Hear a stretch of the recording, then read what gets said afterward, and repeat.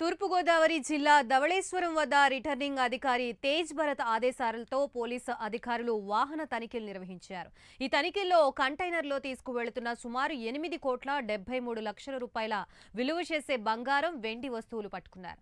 1 KG 764 గ్రాముల బంగారం నగలు, 71 కేజీల 473 గ్రాముల వెండి ఆభరణాలు పోలీసులు స్వాధీనం చేసుకున్నారు.